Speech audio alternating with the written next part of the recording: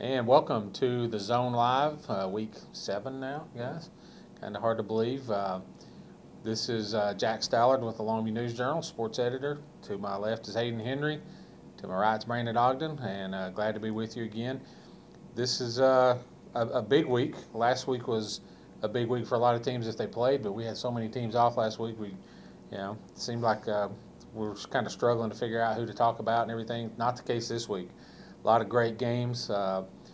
Most of the teams, a lot of the teams starting district action this week. From here on out, everybody will be playing district games. Not a lot of buys left. Not a lot of buys left. If there's a bye, it'll be maybe one team out of a district. But for the most part, everybody's full bore, ready to go for the next 5 weeks of the regular season. And this is when it gets fun, guys. This is going to be a lot of fun. And speaking of fun, Marshall at Longview. We're going to start talking about our game of the week, our etvarsity.com game of the week. Marshall at Longview, 7:30 Friday at Lobo Stadium. This one, over the years, had a lot of fun. I've covered it, a couple of times. It's just a great rivalry. The couple of things that stand out in this one to me, I've heard it said before, and I know it's true. I know some people in Marshall who won't even buy a John Deere tractor because it's green. That's how much they hate the Lobos. And one of my favorite stories of all time about this rivalry, and then we'll talk about the game. A few years back, Dave Campbell's magazine, Texas Football Magazine, did a story on the things that they love about Texas football. And it was for their 50th anniversary issue. And the Marshall-Longview rivalry was one of those. I think it was number 12 on the list. And I got to talk to James Street, the late James Street, Longview and University of Texas, played in the rivalry, and talked to him about it. And he told the funniest story in there. He said, a lot of people didn't know when he left Longview and went to the University of Texas, his first roommate was from Marshall. And he said, hey, we got along great, but my mom never did like the guy. So, just a whole lot of fun with this rivalry. 104th meeting between the two teams, and Hayden gets to cover it. Hayden, tell me thoughts on this one. Lobos won 13 straight in this series. Kind of forgot about last year. This was tied 7-7 at halftime. So even though Longview has had the upper hand in recent years, it's one of those games where it really doesn't matter because of the rivalry. It's always a battle, always fun. For Longview, I think the big thing is now 2 big wins to Open District, 122-20. They outscored the first 2 opponents. I think the Lobos need a test. It's been 3 weeks since the Open. They played Neville, great game. Had the Open week. Pine Tree, Greenville. Need a test to see where they're going, see how they're doing at this far point in the season. I think they're going to get one out of Marshall team. Quarterback Justin Hart leads 15-5 in passing. Athlete Cameron Holler leads it in rushing. They're going to see a lot of different things from the Marshall Mavericks. So, big thing I think for the Lobos, getting out there, establishing the run game. Bread and butter is the smash mouth football, but really this year it has been a downhill approach, more so than ever. I was looking at it yesterday. They were running out there with 2 tight ends. Got Tylen Miller, who's doing a great job filling in, just a junior. Marquise Hunter back there, and that enables the passing game to really get going. That's something that we've seen a lot of over the past 3 weeks. I think the second teamers were in at the 8-minute point in the second quarter last week. So this is really going to be a game where they're going to be out there for 4 quarters. Got to put together 4 great quarters to end this one. Yeah, I know, and I know John King last year told you early on, look out for Marshall. He predicted them as a playoff team, and sure enough, they won a couple of games and made the playoffs because they kind of got hot at the right time. That was last year, and this is a better Marshall team than that. So I know that John King is concerned about this, as he should be. This is a good Marshall football team, very athletic.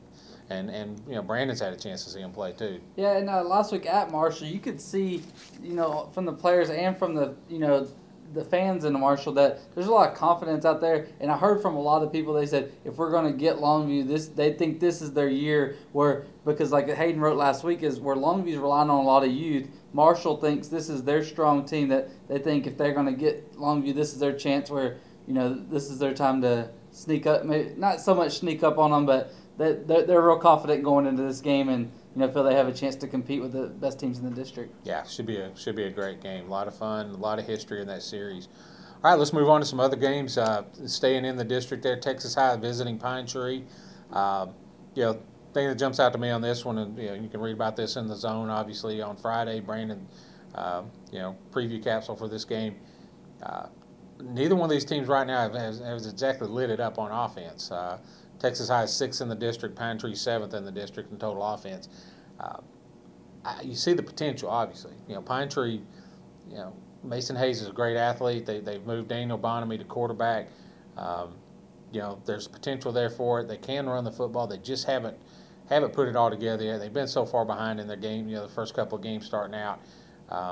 Texas High, they have athletes. I think this is going to be Texas High is coming in here looking to really, really establish something for themselves. They're 2-0, but they haven't just dominated anybody yet. I think they feel like they can dominate Pine Tree, and now it's up to Pine Tree to say, no, you can't. We're going to turn the corner ourselves. So, Brandon's probably seen the Pirates more than anybody. I don't know, Brandon. What do you think of the chances this week? And Pine Tree showed some flashes last week, especially in the running game. Quay Ward had a second half. He had a really strong performance. They got to be able to slow somebody down. And Texas High's offense hasn't.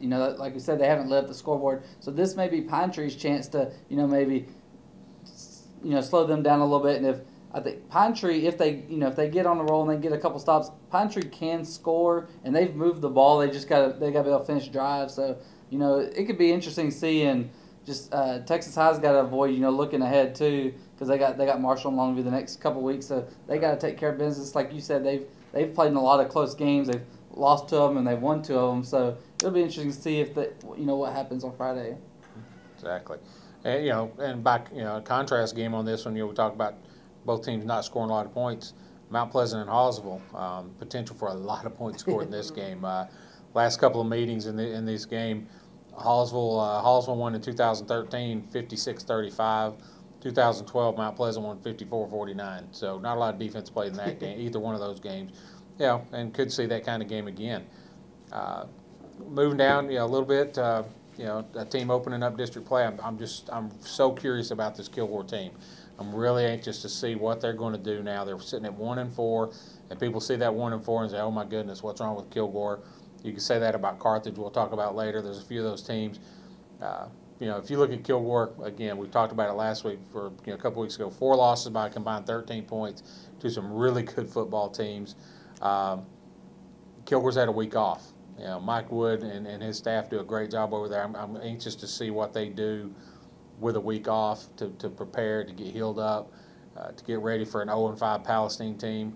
I look for a blowout game in this one, to be honest. I just see the Bulldogs dominating this game.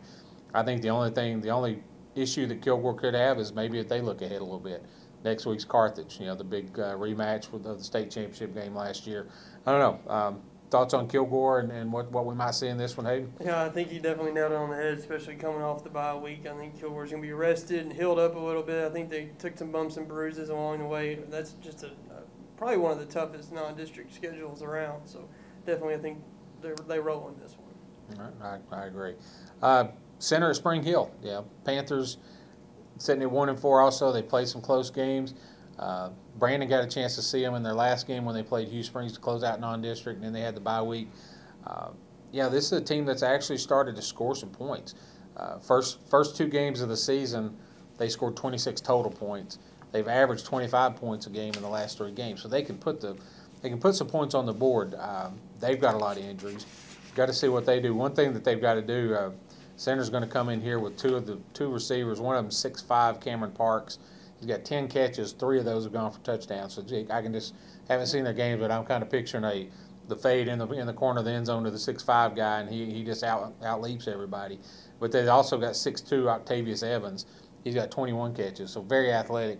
What are your thoughts on this one, Brandon? Well, and Evans, I remember him last year. He's just a sophomore, and he's going to be one of the next special talents to come out of East Texas, and he's already starting to get some college interest. And Center's going to have the athletes, but so Spring Hill's going to have to out-tough them. And Spring Hill, they're a very physical football team, and they've started to score, but they do really have a good defense. They get up a lot of points to Hugh Springs. Hugh Springs used some big plays against them, but this is going to be a game where they got to limit Center's big plays, because with those 2 receivers, Center's very capable. And last year when I saw Center, they put up 49 points in a game against Pine Tree. So it's going to going to be an interesting game to start that district, which is a very fun district.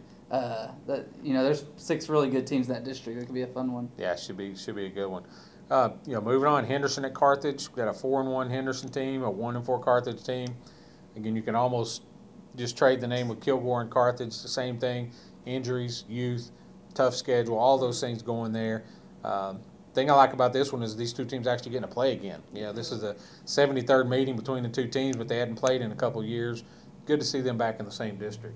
Definitely so. Carthage had the week off after the loss to Gilmer. Gilmer was up 3 scores in the first quarter, having run 1 offensive touchdown. So Carthage really shot themselves in the foot, put them behind the 8 ball early in that game. I actually went and saw the first half. Really impressed with Carthage's offensive line. Really held their own against a pretty stout Gilmer defensive front. So I think with the week off, I actually picked Carthage to win this game. Went out on a whim, but I think this is a pivotal game to get this district started. Yeah, that's the Carthage really needs this win. I mean, bottom line, they need to win this game. Another real fun game, and boy, this was one of those. I used to do a list I called games I'd pay to see if I had to pay to see games, and this is one of those. Tatum at Gladewater. Great athletes all over the field. Again, jumps out at me on this one. Gladewater's got 5 different running backs with more than 200 yards rushing. If you let them just pound the ball, you're in for you say a long night, you're in for a short night because that clock's gonna run constantly, and you're not gonna have a chance. And what Tatum does have are dangerous athletes, players that can go the distance every time they touch the ball. And special teams, I think you got to watch on this one. Denarius Earl has returned kickoffs 96 and 102 yards this season. And then, Chaston Brooks, don't forget him. He returned 5 punts for touchdowns last season. So great athletes there. Should be a good one. Several other games, we're running out of time a little bit. Several other games, which Gilmer at Melissa. Yeah, we were just kind of joking around.